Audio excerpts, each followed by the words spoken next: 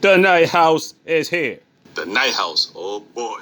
So you got this chick named Beth returning back to her boathouse. We found out her husband passed away. She got this best friend named Claire. You know, everybody's feeling sympathy for her and everything like that. Later on, we see this lady approach her. That's when we find out Beth is actually a teacher. The lady's trying to get her to change this kid's grade. He got like a C in something. Beth's so pissed off. This is what we found out about her husband. We found out that he got onto their boat and he ended up shooting himself. His death was basically a suicide. Later on, Beth goes out with Claire and her friends. She tells us about this letter she received while she was on the boat. It says, "You were right. There is nothing. Just wanted to keep you safe." This metaphor goes throughout the entire movie. Then we found out when she talks to her friend, she had a near-death experience a while ago, too. She was in a bike accident. She was in the hospital pronounced dead for like 5 minutes. What she was saying is when you die, you basically see nothing. When everybody looks for light at the end of the tunnel, she says it's just a long, dark tunnel. That's how she described it. She's going through her husband's stuff and she finds these books. First, she finds the plans to the house. Yeah, he actually built the house for her. There's certain little decoded messages within the blueprints. You think it's just like, why is this shit on blueprints? It's actually referring to another book that she hasn't found yet. Then she starts having these dreams. Realistic dreams.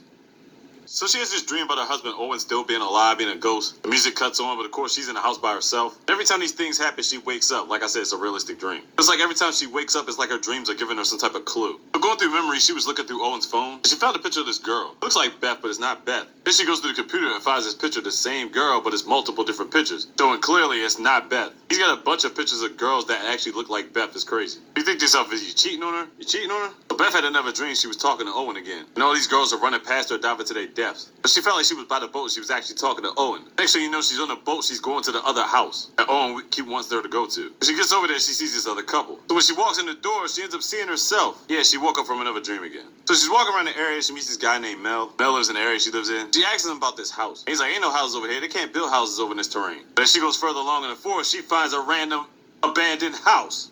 She goes in the house, she don't really find nothing except this voodoo doll with spice in it. So she goes over to Mel, is like, man, what the hell is this? Then Mel decides to talk.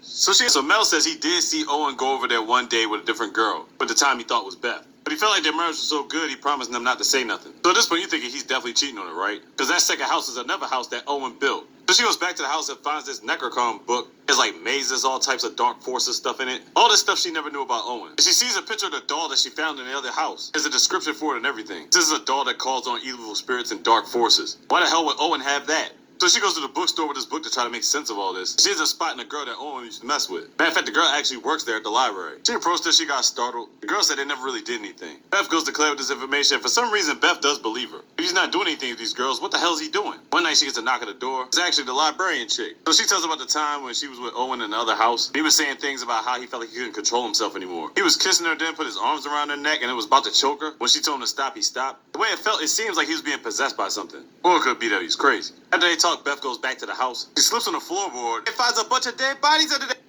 So what the hell? Owen was hiding dead bodies? So she tried to call Claire and said, you were right about everything. So she's finally deciding to spend a couple days with Claire. But of course, this is when all the craziness happens. So she's in the house by herself taking a shower. All of a sudden, the radio pops on. We're thinking to ourselves, okay, this time she might not be dreaming. And she's crying, missing Owen, talking about, where are you? And she looks in the bathroom and the fogged up window. It says, here. She's turned around and the ghost of Owen is actually touching her, yo. Or so we thought. All of a sudden, the spirit speaks to her and says, I'm not Owen. Then it shows that everything Owen was doing when he brought this one girl to the house, he was basically dragging her all around the house. And Beth was watching it through the mirror. Then all of a sudden, this figure drags her around the house all the way down to the basement. Then get this scene where it feels like she's talking to Owen, but it's like she's talking to the devil. He says, yeah, I missed you. You did escape me before. I was like, oh, they're referring back to the time where she was literally dead for 5 minutes in that one thing she was talking about. I'm like, so is she actually talking to the devil right now? Then we get the scene for next day where Claire is coming to the house. We find out Beth is in the zone. All she sees is red.